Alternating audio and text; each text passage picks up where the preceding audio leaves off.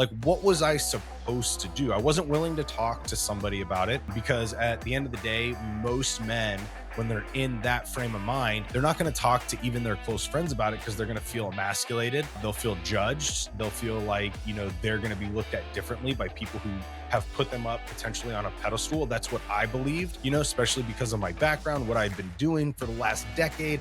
I was like, oh yeah, like if I try to talk to one of my buddies about this, one of my close friends about this, guys I've grown up with my whole life, they're going to look at me differently. They're not going to respect me. They're not going to value me. They're not going to want me to be a close friend of theirs anymore, right? And keep me in their lives. So I had all that conflict going on. Then I wouldn't go to therapy. I wouldn't dive into self-development or coaching. And so I was left on my own. And I knew nothing about, at this time, I hadn't done any work in psychology. I hadn't done any work in the foundations of masculinity and all these other things. So I was just the average everyday dude.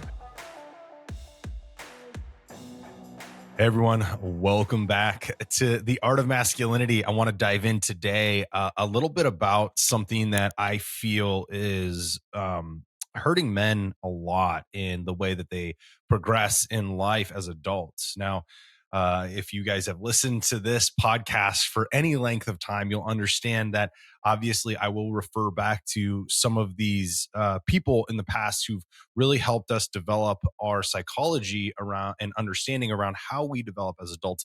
And Carl Jung's one of the ones. Obviously, he was a prolific psychologist based off of Freud's work, but what he did was he expanded on Freud's work and kind of differentiated from Freud, which is what separated him and why they had their falling out.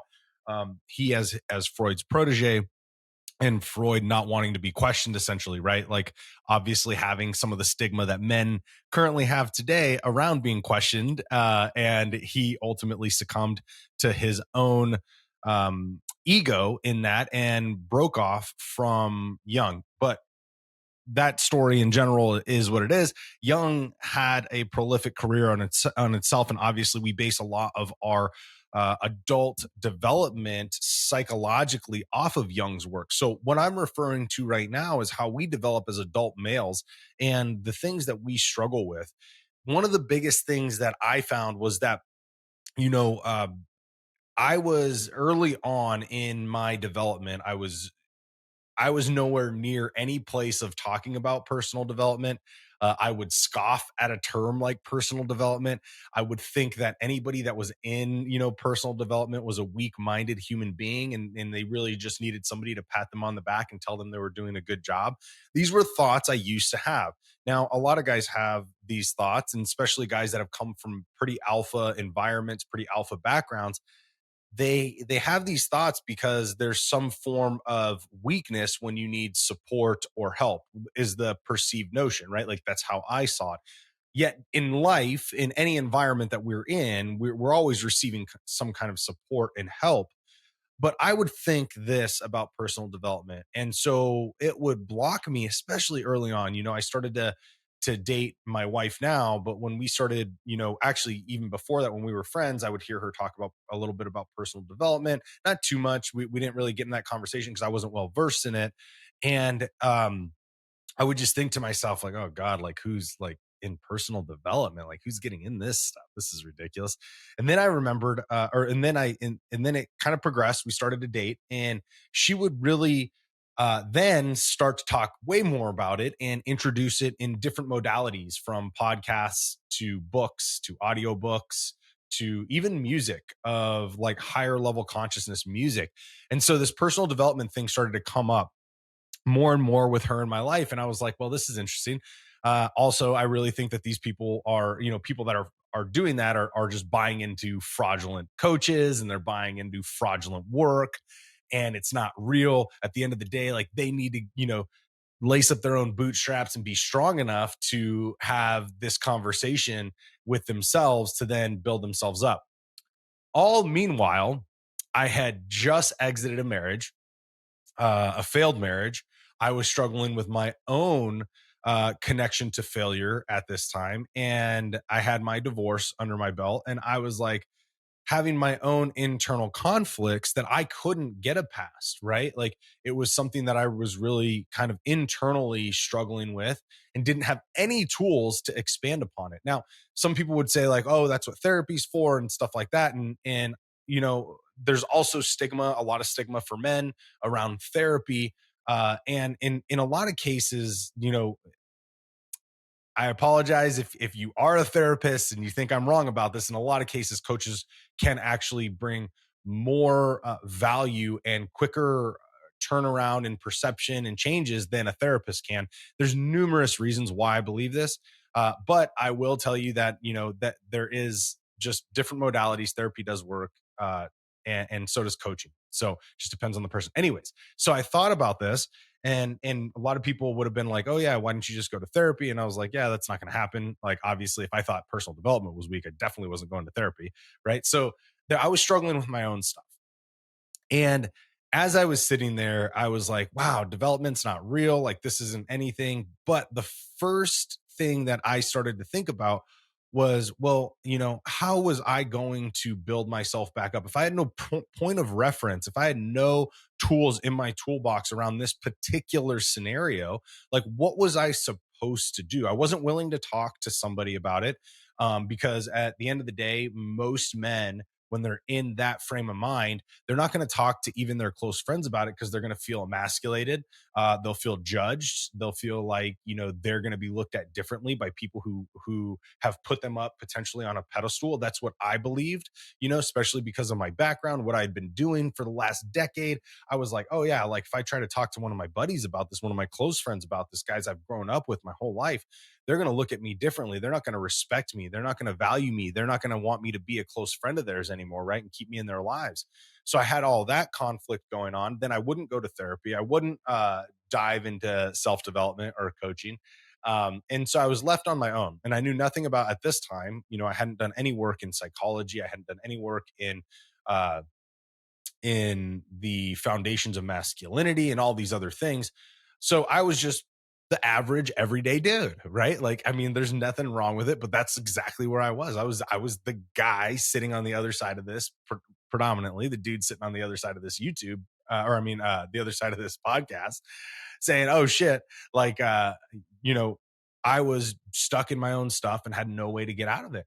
And so I thought that, okay, if I just willed myself to be strong, like I was in special operations and all the other things I had done previously, if I just willed myself to block out the negativity and to just put one foot in front of the other, eventually, like, I would get out of this, right? And it psychologically, it doesn't work that way. Now, yes, there are some things, like for instance, entrepreneurship can be very much associated to that path of just putting in the work every single day and moving the ball forward. Yes, there are certain aspects of life that does work. But psychologically, it doesn't work because your subconscious works at such a higher power than your prefrontal cortex that any kind of negativity or trauma or anything you're holding back in that subconscious that's not dealt with and it's not cleared, you are unable to get a past. And then therefore you will keep re-moving through that information. You will keep re-moving through those stories, and then they become your reality.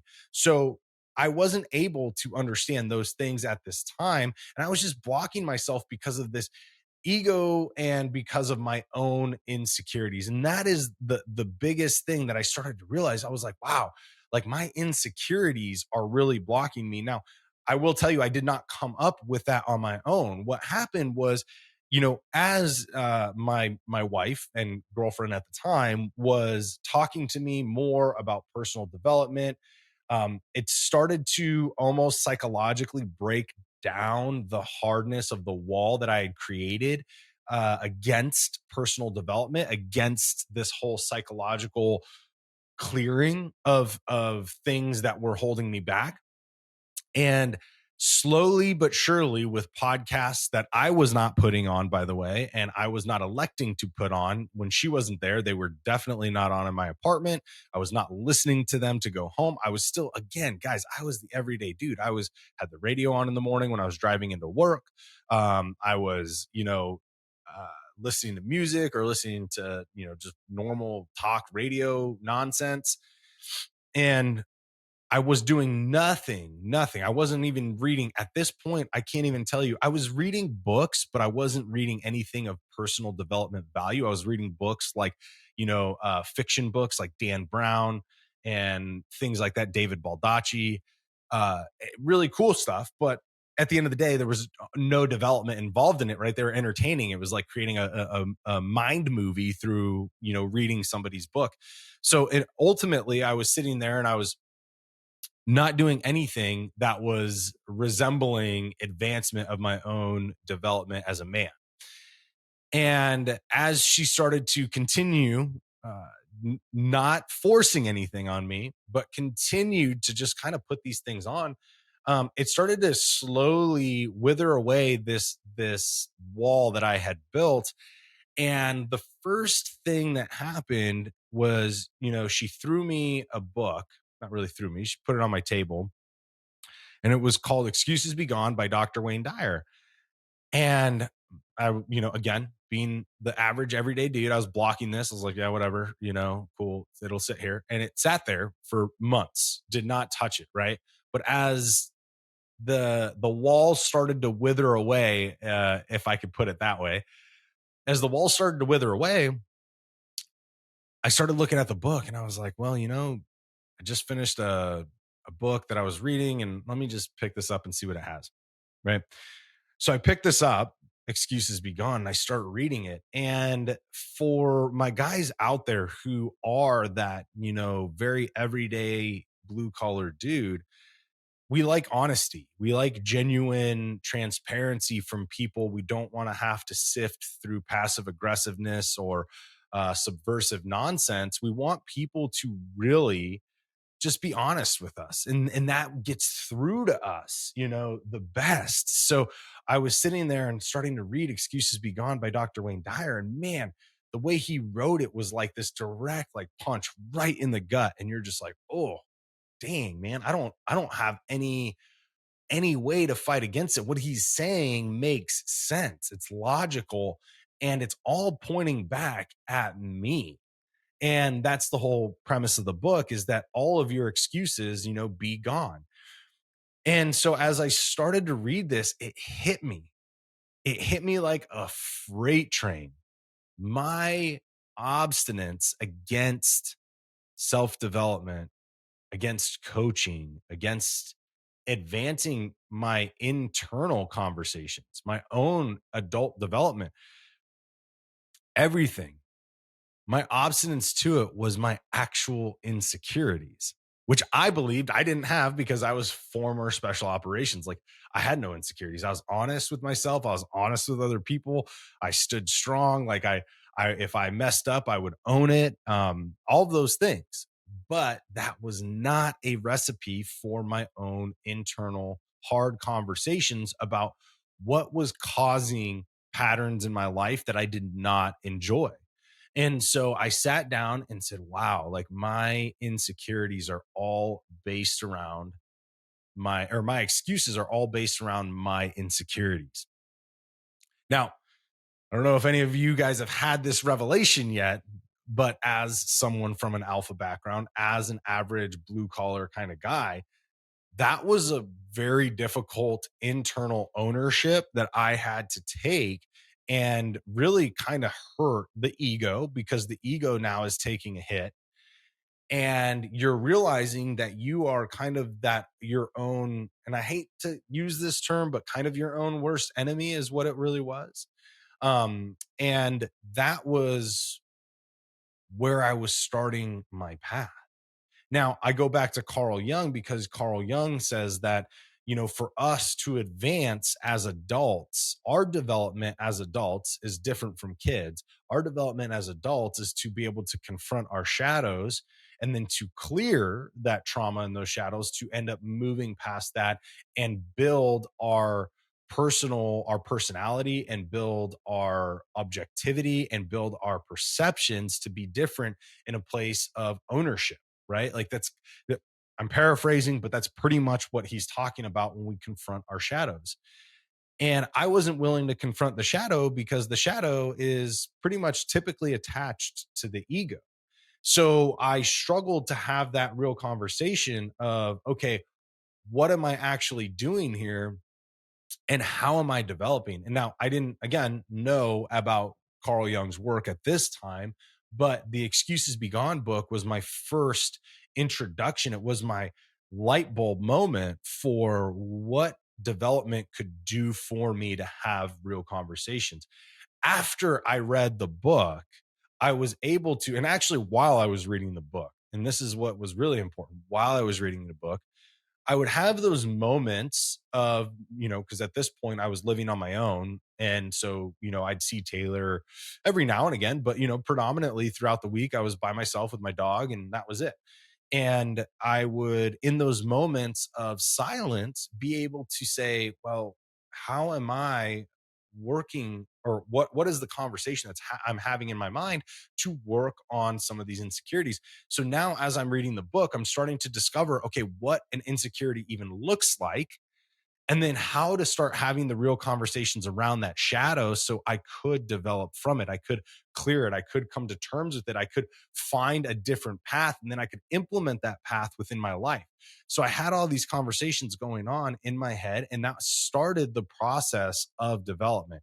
Now, trust me, it's not the easiest thing, but coming from a place that I was in, I can almost tell you I was in that worst, what you would imagine to be the worst dynamic of being against self development to being somebody who was not just an advocate for it, but now building a business around leading men through it.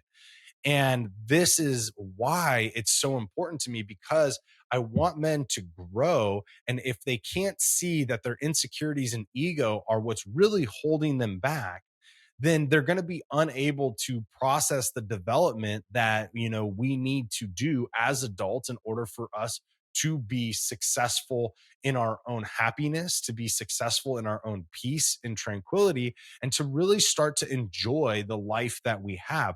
I want men to be in that space, but they have to see a different path through where they're at now. And without understanding this simple piece, because this is what broke it through for me, without understanding this simple piece, that every excuse we have of why we're in the place that we're in, or we're in the mindset that we're in, or the perceptions that we have, or the judgments of others that we have, every single one of those is tied to our insecurities. And if we're not asking ourselves what that insecurity is and why the ego is protecting it, if we're not having that internal conversation, we can't move past it. We can't develop. We can't move through, or we can't confront and move through the shadow, as Carl Jung would talk about that. And this was my biggest restriction in moving forward in life.